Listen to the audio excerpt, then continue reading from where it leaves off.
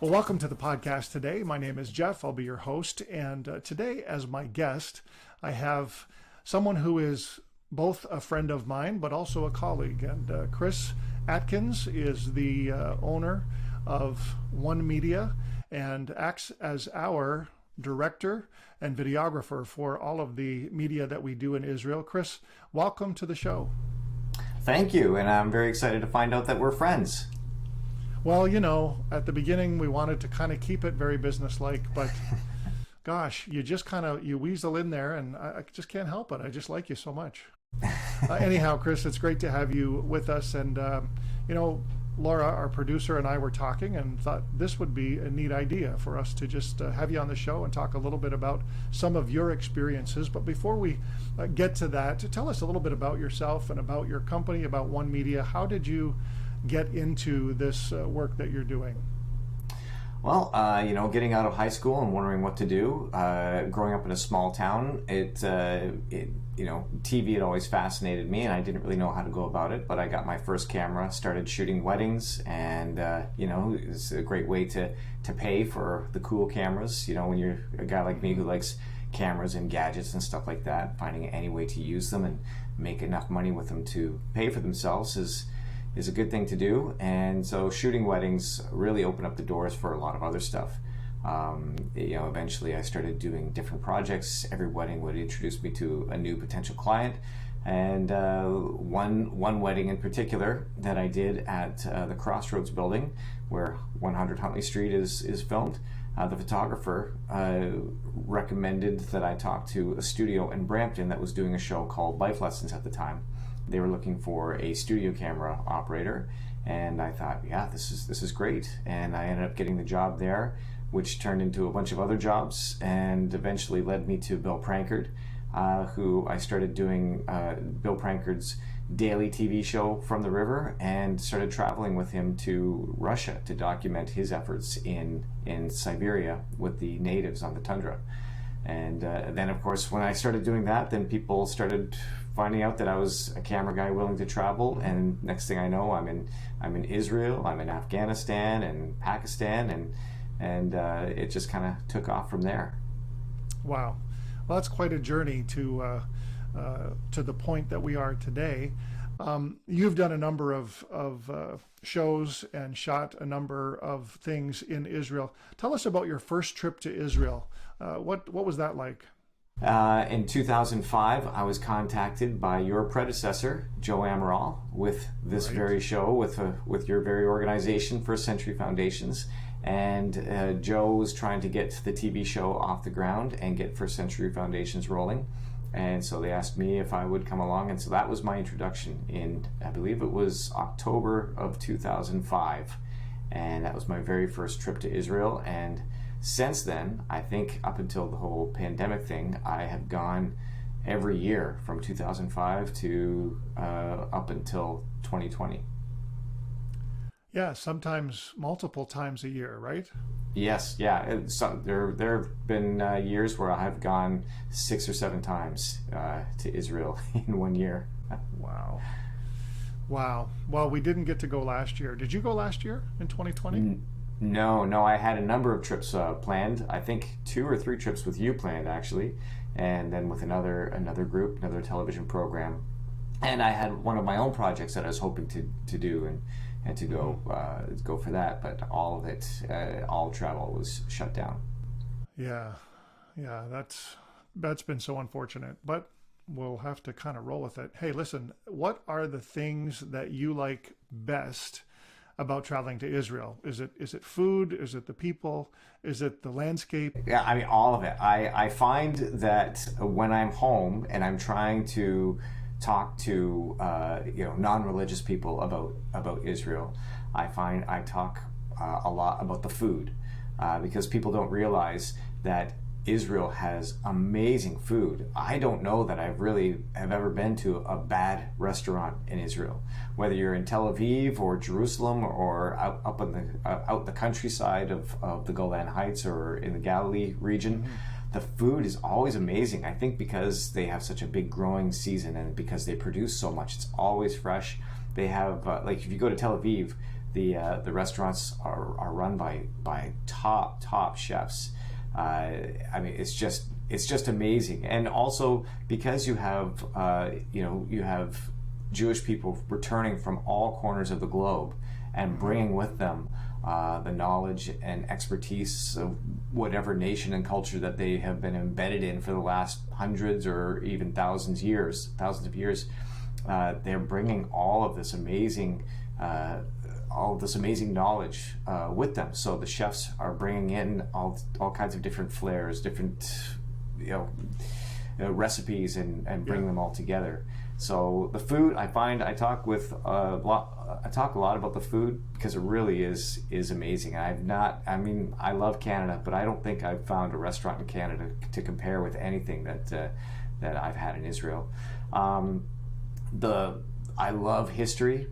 I have always loved history. So going to Israel, where all of our history for the entire world, everything comes from there, and being able to see the locations and the rocks, and talking to archaeologists. I mean, that's one of the great things with your show, with doing First Century Foundations, that we get to do is we get to go to the sites, we go to the digs, we talk to the archaeologists, which blew my mind when I first started doing that, because here we are talking with these highly intellectual, studied people who, for the most part, are usually not religious in any way, shape, or form, and yet here they are digging and using the Bible as a reference point. Like Dan Bahat, the archaeologist he was the head archaeologist of Jerusalem for 40 years, and he tells me, he's not a religious guy, and he tells me, I read the Bible, I dig, and I find.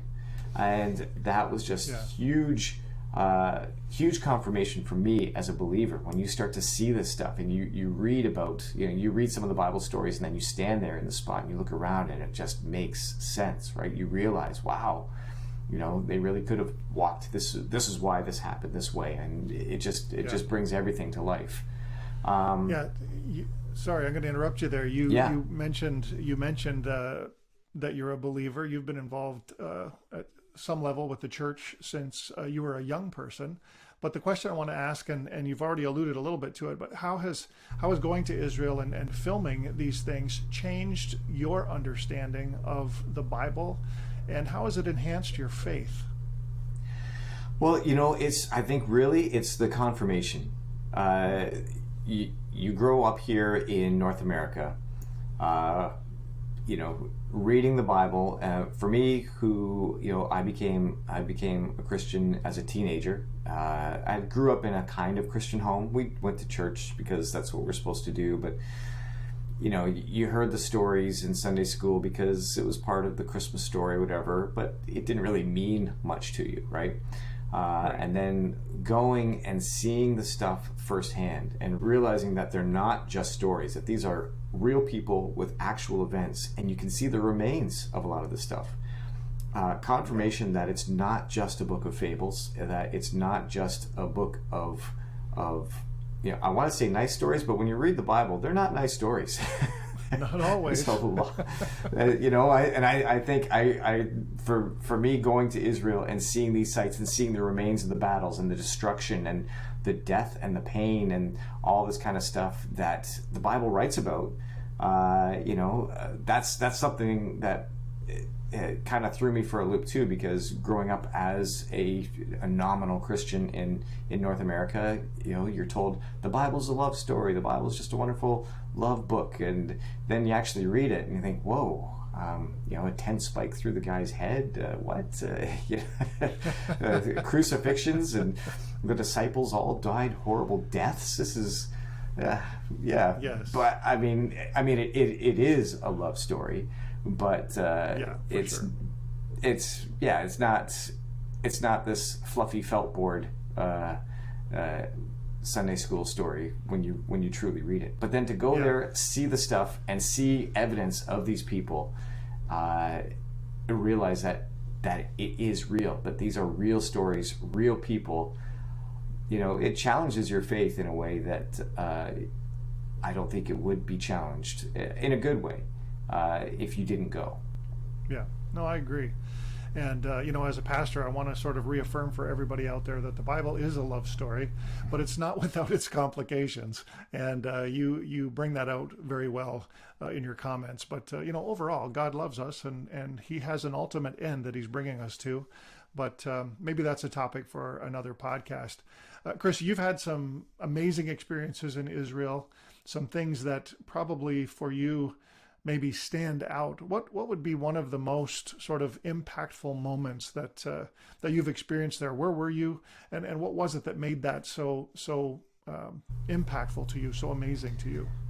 Well, so there have been a lot.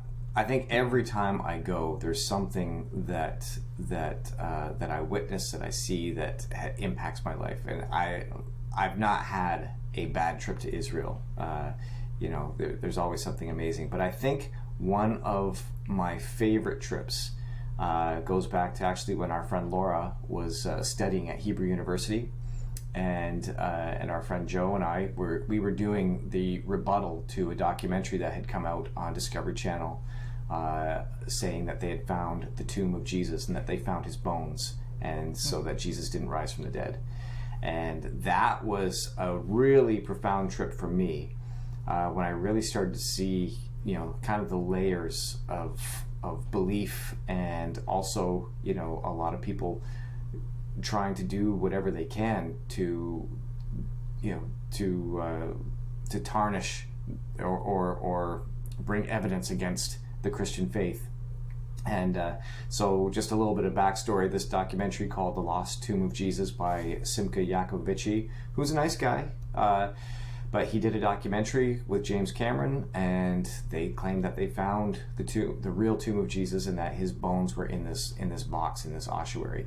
And we had watched that documentary, and we knew a bunch of the archaeologists that were in it. And it sounded like they were agreeing with him. It sounded like they were saying that Jesus didn't rise from the dead, that they found his body. We called them up, because you have this moment where it's like, oh wow, has this been a lie? Have I been believing this lie? Is there really nothing to the Christian faith? Right. And all of the archaeologists we talked to, every one of them said, we were edited to say things that we didn't say. This is not true. They've made up evidence, and wow. And then almost miraculously, we got the opportunity to do the counter documentary to this. So we went over to film this. Laura was finishing up her studying at Hebrew University, and we just happened to be there right at the end of that. And I called her up and I said, "Listen, I got a second camera. We really could use some help. Do you even have like a day or two that you could come out with us?" And she's like, "I've got the whole time off," and it was perfect. And so that's where we really started building relationships with a lot of the archaeologists. That's when we started getting access to places that we had not been able to have access before. We were able to get into the Israel Antiquities Authority warehouse, and it's like something out of Indiana Jones. You remember the end of the first Indiana Jones movie where they're wheeling the ark in this big crate, and there's like this huge warehouse filled with artifacts. The IAA is like that. Of course, they're not in boxes; they're sitting on shelves, and you're walking by thousands of years of history of ossuaries and statues and weapons and all the stuff that they've found there that they have. They don't have room in the museums to show them all, right? And they're still studying many of them. And Laura can tell you about this. We went through that place, and it's just breathtaking, and it's a place that not everybody has access to. So spending a couple weeks there on that trip, and meeting these archaeologists, getting access, climbing through a tomb. We got to climb into the tomb at Dominus Flevit, and I remember we were down there, and there's open pits of the bones of monks from the 4th century, and we're climbing over them and filming. It was both. Wow. It was a fun trip, but also really eye-opening and amazing, and it really brought me to that point of wondering, well, what is it that I believe? Why do I believe that Jesus raised from the dead? And what is the evidence that either supports or discounts that story? And at the end of doing that, realizing that there really is no evidence to say that he didn't. And there actually does appear to be quite a bit of evidence that he did. So that was probably as far as my faith goes, the most profound trip. Very cool. Now, you also had an experience that I'm a little envious of, and that is a couple of years ago, you were able to take your daughter Kaylee with you to Israel. I would love to be able to take my kids and hope still in the future that I can do that. How meaningful was that for you? That was amazing, and actually, you were a big part of that. That really worked out because you had some work for me there, and we had discussed the possibility because you really only needed me for a few days. And so I said, well, hey, if I could turn this into a longer trip and bring my daughter with me and she can help out, that was very cool. And thank you again for helping me make that happen. But you're welcome. Yeah, Kaylee, I didn't ask the question, so you would say that, but you are welcome. I know. But it's true. No, Kaylee, she was what, 18 or 19 at the time? 19. And she was about to go into Bible college. She's going to Summit Pacific out in Abbotsford, BC. And I had, like, every time I go to Israel, I always think, I want to bring my family. I want my family to see all of this, right? But of course, it's really expensive to bring a whole family and then to do all that. So I talked with my wife and I said to her, I think I'd like to take each of our girls over on a one-on-one trip, kind of a father-daughter trip, and show them, because as you know, having been there so many times, and it's a small country, I know my way around there quite well. Like, I know Jerusalem better than I know Toronto, which is pretty cool. We've got friends there. We're actually able to stay at Dan Bahat's house, the archaeologist. He's become a good friend, and so we got a free room there, which is amazing. But taking Kaylee and showing her as an upcoming Bible college student, to take her around and show her the sights and introduce her to everyone from Christian leaders like Wayne Hillsden to rabbis like Ken Spiro and archaeologists like Dan Bahat, and show her the sights, I think it really helped her with her faith, especially going into Bible college and seeing and understanding the Jewish roots of Christianity. A lot of people growing up in the West have no clue that there's any kind of a connection to Judaism at all, which is surprising. And I think it's important. And so being able to take Kaylee there and show her firsthand, and I love the tours. I've piggybacked on a lot of the tours many times, and they're great. I think those tours are very important, and if you haven't been on a tour, you need to get on one. But being able to rent a car and just drive to these places and these people that I know personally, and introduce Kaylee to them and to the roots of our faith was amazing. And I'm so glad that I got to do that. I'm looking forward to taking my youngest daughter, Faith. She wants to go to Hawaii, but I told her, I don't work in Hawaii. We're going to Israel. So as soon as I can, I want to bring her over. Okay, so let's talk a couple technical things. Some of the most amazing shots that you've obtained while filming in Israel, maybe some that you can share with us that we can roll into this podcast video, but what are some of the shots that you've got that you're most excited about, and where were those, and why do you like them the most? Well, when you and I were able to go into the Western Wall tunnels with Dan Bahat and see that Roman theater, that stands out to me. It was just a very cool time being with such a well-respected archaeologist and going into a site that was not open to the public at the time and seeing the excavations going on. When you and I did that was amazing. I really enjoyed that one. It's just something cool when you're kind of invited back behind the curtain, so to speak, and to see these things going on. Another one of my favorite filming moments was actually with our producer Laura, where we were in a helicopter. They actually strapped me to the outside of a helicopter, and she was in the co-pilot's seat, and I had this big camera gimbal over my shoulder to try and keep it steady. This is before drones, so the getting camera shots from the air was not so easy, and even with all this equipment, it was still a bit shaky. But yeah, Laura and I flew from Herzliya, just north of Tel Aviv, down through Jerusalem into the desert, and then right down along the Dead Sea and around Masada and up the coast, and that was very cool to see Israel from the air like that, and to be, in this in such a unique space, being on this helicopter and being on the outside of the helicopter, which I remember we were kind of laughing because when the pilot was strapping me onto this little chair, the belt was too big for me. So he actually folded it over and held it together with masking tape, not duct tape, but masking tape. So I'm 3,000 feet up in the air, Yes. above the Dead Sea, with masking tape holding the belt together to keep me in my seat. Well, But safety first. Yes, yeah. Okay, that's great. A couple others. Favorite places in Israel. What's your number one, maybe number two favorites, and why? You know what? I mean, as much as I love Tel Aviv and the beach, there's just something about Jerusalem. I love being in Jerusalem. And in Jerusalem, one of my favorite locations, which I know is not popular, especially with evangelical Christians, but there's just something about it. I love the Church of the Holy Sepulchre.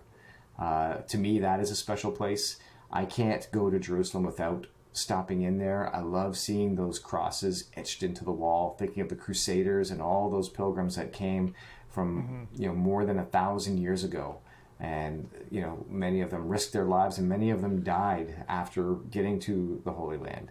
And I'm not endorsing the Crusades or anything like that, but I mean, these were common people who believed they were doing God's will and just wanting to be closer to God and to get to the Holy Land, to see and be in the place where Jesus lived, walked, died and rose again. And and unlike for us, we can get on a plane and come back in a day or two. These people, that was very much for them their entire lives, getting there, and Right. very often that was it. That was their life. They spent their life getting there, and they died there, not going home. So I don't know. There's something special about it. I know archaeologically they do believe that is the true place where Golgotha and the tomb were. So not that I think there's anything too crazy about a specific rock or anything like that, but there is something nice being in the place where most likely it happened. Absolutely. And you know what? You've swayed me. I'm a fan of the Garden Tomb. It's the best experience for Christian pilgrims to go there and sort of feel all the feels. But I agree with you. You and Dan and others have convinced me that there's enough oral tradition and enough archaeological evidence there to say, yeah, this is the place. Mm-hmm. So yeah, Jerusalem, it's very cool. Mm-hmm. Jerusalem and the Holy Sepulchre, they're your favorite. You got a second favorite? I love being in the Galilee. I've stayed very often in a place called Naf Ginesar, which is a kibbutz, and that kibbutz, they have the remains of what they call the Jesus boat. It's a Galilean boat that was discovered in the mud that dates from the time of Jesus. So we're not saying that the boat belonged to Jesus or any of his disciples, although it certainly is possible. But being up there, it's just a completely different experience from, say, Tel Aviv, from Jerusalem, and being on the Sea of Galilee, which I was shocked to find on my first trip that it was not a sea, but actually a lake. It's quite a small lake, living in Ontario next to Lake Erie and the Great Lakes. I mean, it seems just like a large pond in a way, but being up there is very cool. Close to nature, close to places like Capernaum and Bethsaida. And Tiberias. Tiberias is definitely a city with a different feel than the hustle and bustle of Jerusalem and Tel Aviv. But it's a very special place too. Cool. Hey, listen, this has been great. Now, I want to just ask you a couple more things. You mentioned this before. You said, if a Christian's never been to Israel, they need to get on one of those tours and go and check it out. But why is it important? Why is it important for Christian believers to make at least one pilgrimage to Israel? Why do you think that's important?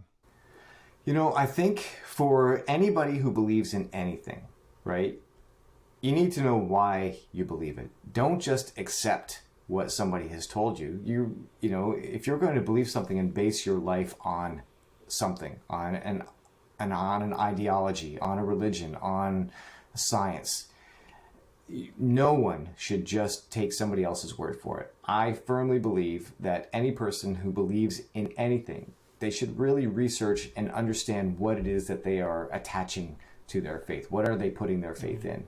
So as a believer in Jesus, I think it is critical for all of us to understand what it is that we believe and why we believe it.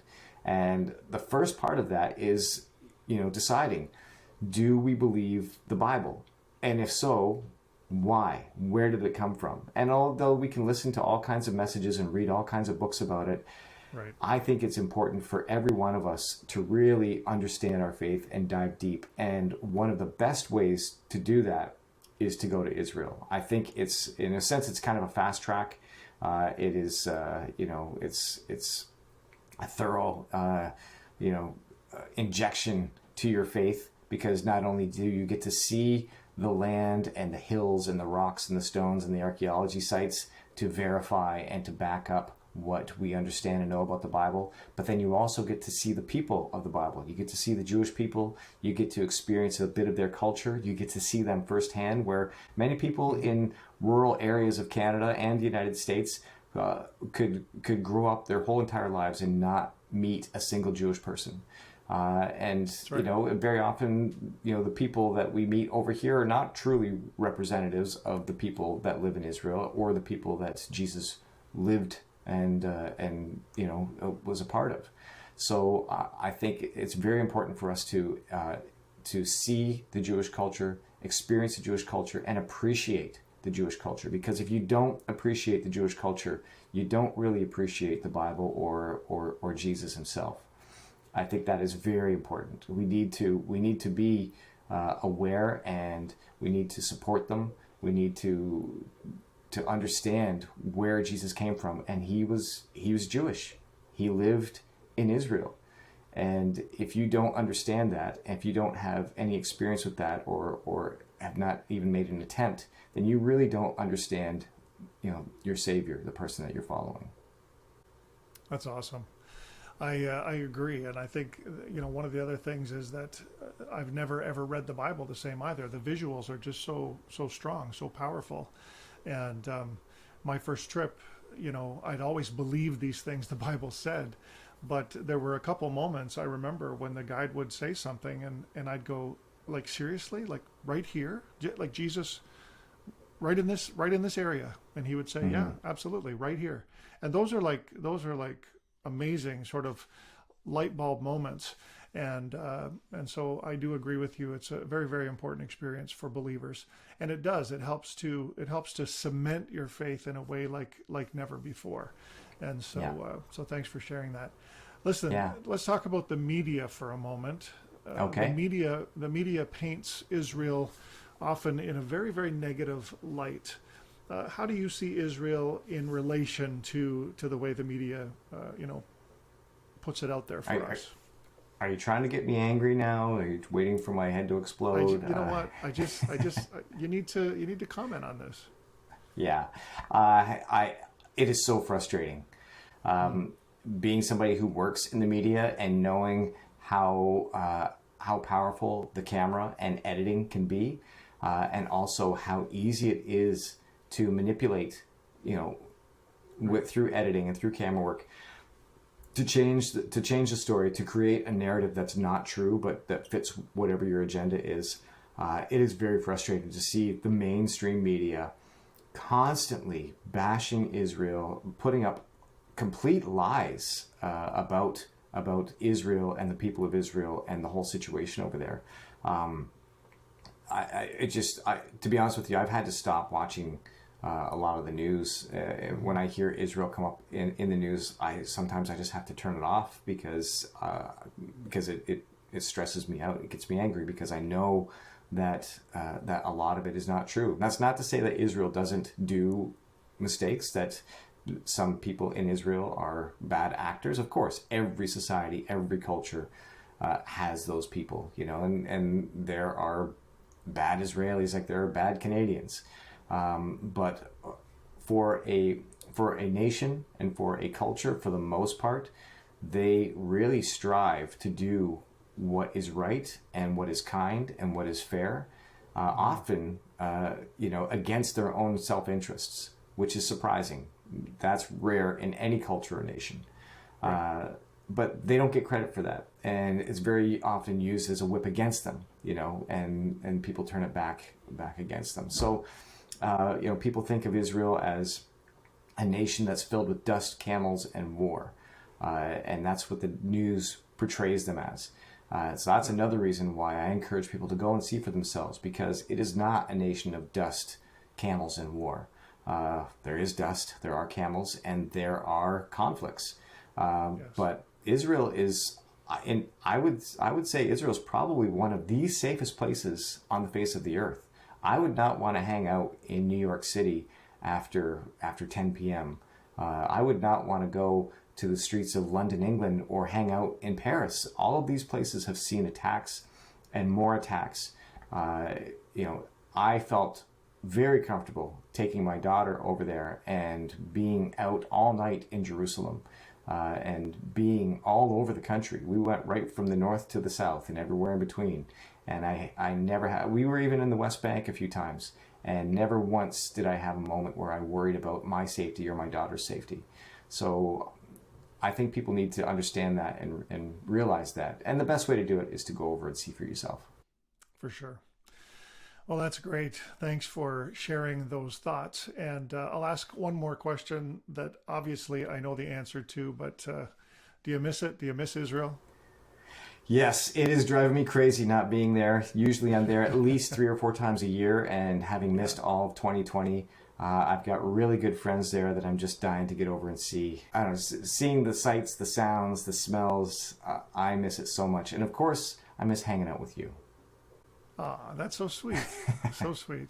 Well, listen, it's just, I got to say this before we wrap up today. It's been a pleasure to get to know you, and to transition from just business colleagues to friends. I know that's been a little bit of an inside joke for us along the way, but you and Danielle have become great friends, and we appreciate and love you so much. And I can't wait to get back to Israel with you as well. It's going to be great when we can finally go and sit at the gate at Pearson and get on that plane and head over.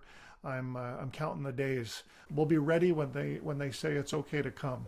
That'll be the key for me. But great to have you on the show today, Chris. Thanks for coming and for sharing with us. Thanks for having me. And this year in Jerusalem, right? Normally they say next year in Jerusalem, but let's say this year. Yeah. I hear that.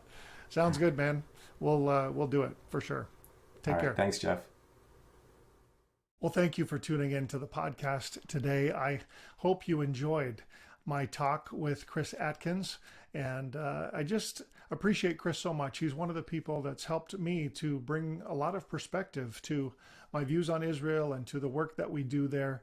I just appreciate and value his input, and I hope that you enjoyed our time together today. First Century Foundations is a ministry that exists to support the land and the people of Israel and to educate Christians about the Jewish roots of faith. We're a charity that relies on your generous donations. And so if you enjoy this podcast, if you like Keeping It Israel, we would encourage you to consider giving. Your giving helps us to be able to do so much of our work. And we would encourage you to visit firstcenturyfoundations.com to learn about the many humanitarian projects that we support in Israel and to find out how you can be a part of this critical work that we do. Thank you so much for your generosity. And I want you to know that you are making a huge difference in the lives of many people in Israel today through your giving. Please don't forget to hit the subscribe button if you're watching this on our YouTube channel. Just click subscribe down in the lower right corner of your screen, or also click the bell so that you can receive all of the notifications about new material that we put up. If you're listening by audio on your favorite podcasting platform, you can subscribe to that there as well. And please leave us a review. That would just be so incredibly helpful. We love to hear from you. The land and the people of Israel have a special place in God's heart, and they play a critical role in history. And so we want to remind you today that now more than ever, as Christians, we stand with Israel.